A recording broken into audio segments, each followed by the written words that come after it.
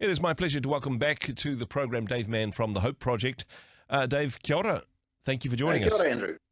Last time we were chatting, we were talking about the welfare state that we have here in New Zealand, and there's versions of this in different parts of the Western world as well. Looking at some of the faith-based origins of the idea of welfare and supporting people who are going through difficult times. A bit of a question to kick things off, and hey, moving from the Great Depression forward into the welfare state we have here today. In terms of the welfare state that we have in New Zealand, was this a Christian thing? Is this a Christian idea, in your opinion?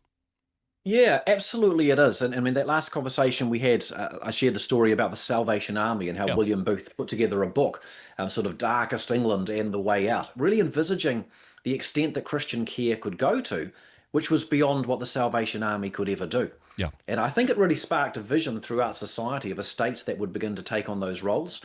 I think an interesting story is around the background, for example, to our healthcare system that we have got. And just to give you three names who are highly relevant to our own national history, Dr. Gervin McMillan was a doctor at the Waitaki Dam project in the South Island with thousands of destitute poor workers there. yeah.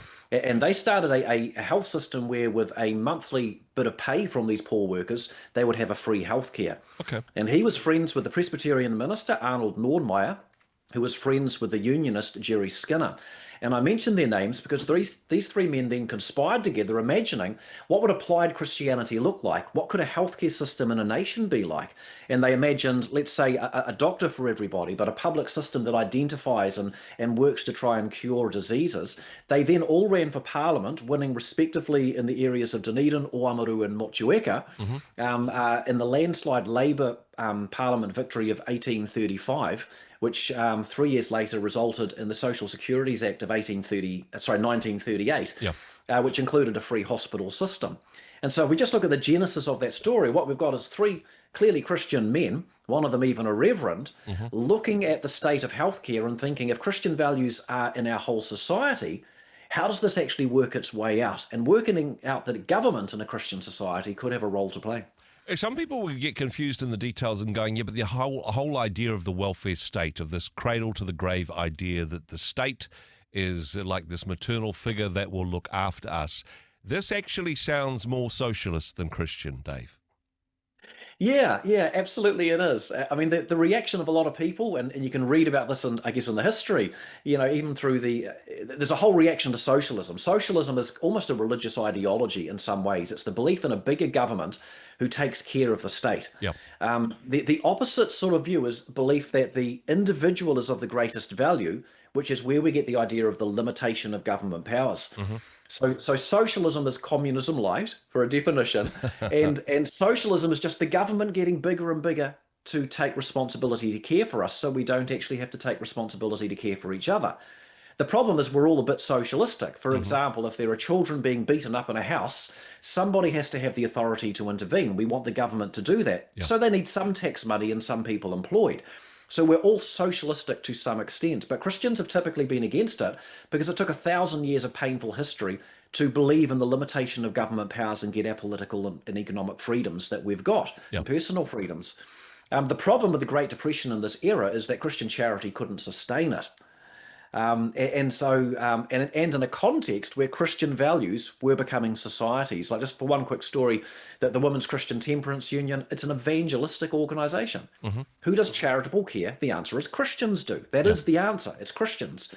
The problem was that New Zealanders were becoming Christian by culture, even when they didn't hold the faith. Yeah. So a debate arose. They had like 26 different departments of care because the government doesn't do care. And the debate is, can you allow a non-Christian to be on a committee in the Women's Christian Temperance Union? Wow. Would you allow a non-Christian to be on your church elders board? It was the same question, but the values were being embraced by non-Christians. And so Kate Shepherd, to quote her, she was a devout Christian, but she argued requiring a test of faith as opposed to the spirit of Christ's teaching. Women should be allowed to enlist whether rich or poor, high or low, priest, Levite or Samaritan. Wow. This is to say that we are Christian secular as a nation, and the two words are together. Because we're Christian, we believe in the freedom of the will, So a person has to be allowed to not be a Christian, but if they want to participate in charitable care, well, charitable care needs a secular identity. Christian values applied, but anyone can participate. So that was the awkward and strange journey our nation took. I mean, this is unusual, and of course, as you say, came to a head with the first Labor government, and a number of Christians involved in that process. You mentioned a few names. Michael Joseph Savage stands out Yep. as the leader of that government. But some debate, some foggy history. Was this man a Christian? Was he motivated by faith? Certainly, at some points of his life, he had a connection with faith. Yeah, I mean, desperate times called for desperate measures, and I think the welfare state was created out of crisis. To keep something created out of crisis isn't always wise. It Yeah. might need moderating. But yeah, Joseph Savage was brought up a Catholic. He died a Catholic. In between, he was more of a socialist. To understand the times, people are even applauding the Bolshevik rebellion Yeah. in Russia, which later went on to kill tens of millions of people. They don't necessarily understand where a bigger government might lead, but human nature is corrupted. Yeah, but he was particularly disturbed by unemployment and the plight of the elderly through the depression and the poverty of those times. What would Christianity look like? And so he believed in a bigger government with more power. And so he began to be a spokesperson for that. He first got into Parliament. I got the details here. 1919, age 47 years old, Yep. won the seat in West Auckland. Within 3 years, he was the vice president of the party. He was just a great spokesman. And then, with great energy, he began to traverse the nation, just speaking about the need for a bigger government that intervenes to actually address poverty. And as the Depression, 1929 to 39, got worse and worse and worse, Christians who were doing all the charity were running out of money. Yeah. Christians doing all the charity were realizing we actually can't keep up with this. And so the idea of government intervention began to grow. So they won a landslide election for which he was the key spokesperson in 1935. And to understand Joseph Savage, his photo remained on the walls of government buildings, of people's homes, of social organisations for 40, 50, 60 years after that. Wow. Without question, Joseph Savage, if you don't know the name, is the most beloved of all New Zealand's prime ministers ever. Yeah. Because he brought what he called applied Christianity, Christian values to the public zone through the government to apply care that was needed. Now, of course, in that case, founded on Christian principles to an extent, although a little bit of socialism mixed in there, but really the backing of the church, even if it was a nominal Christian society, Christians needed to get behind this movement if it was going to have any traction, and historically we saw that. Yeah, exactly right. I mean, back then it was very different to today. And just around socialism, not entirely bad. Socialism, as it continues to move further away to a bigger and bigger government, dangerous because power corrupts human beings. Yeah. But yeah, I mean, Savage and his crew really won the election because the church supported. And to understand how different those times were, a pastor could preach a provocative sermon in a service, getting Yeah. tongue-tied, and his sermon would be reported on in the national newspaper. Wow. So we're miles away from that kind of cultural environment today. But the church was a really big deal. But the prolonged devastation of the Great Depression, just one by one. And so, I mean, some credit on the research here really has to go to Laurie Guy, who wrote a brilliant book called Shaping God's Zone. And just to give you, the Anglicans, Reverend Walter Averill, rises a cry against the injustice of wealth being created in New Zealand while people go hungry. The Methodist, Reverend Percy Parris of St Kilda's in Dunedin, argues for a more equal distribution of income because of the poor. The Catholic Archbishop O'Shea calls for just prices, wealth distribution, and relief from hardship. They're almost pushing a communistic style government intervention, but it's got a context. Yeah. It was needed. It was needed charity in a desperate situation.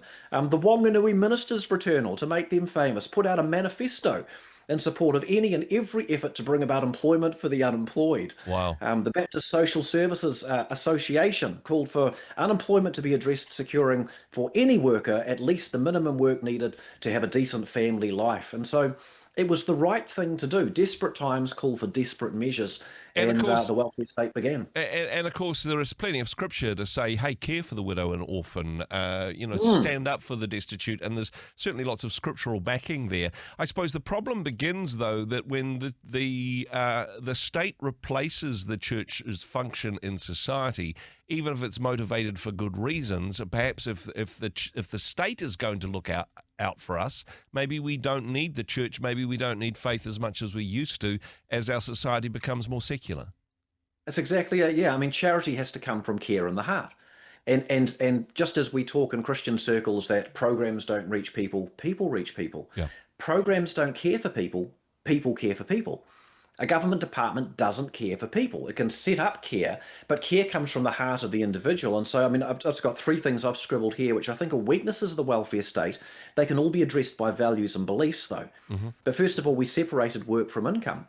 And that was fine to do as an emergency measure, but the emergency measure became our norm, so much so that we've created an underbelly to our own society with multi-generational poverty dependent on the government and our taxes. Yeah. Secondly, we've undermined the family, and the basic family unit, mum, dad, and children, is the basic economic unit of any society. It's more profitable for a de facto couple to go live separately, and the government will give them more money if they stay together. There's multiple ways in which working less hours can earn you more money with the way that our welfare system now works. And so it's sort of the family values have been undermined. But also we've separated Christian care from those who hold to Christian values. Yeah. And this is probably the most important of them. Christian care has always been given by those with Christian values until our nation became so Christian that the public had Christian values, but now we've devalued the Christian faith. Yeah. And so we've got a welfare system and a care system that can be increasingly corrupted. It's got inefficiencies. Government bureaucracies are ever expanding and ever inefficient. And you've got people caring for profit. You've got subcontractors making money out of doing care. These things should be an oxymoron to us. Yeah. Charity should come from the charitable spirit, not from a desire for income or pay or profitability or anything like that. And so really the preservation of the system requires a more limited government, less taxes, probably more careful giving of care, not giving of care everywhere the public want it. But at the foundation of that, it comes down to values. And we need to tell the stories of our history.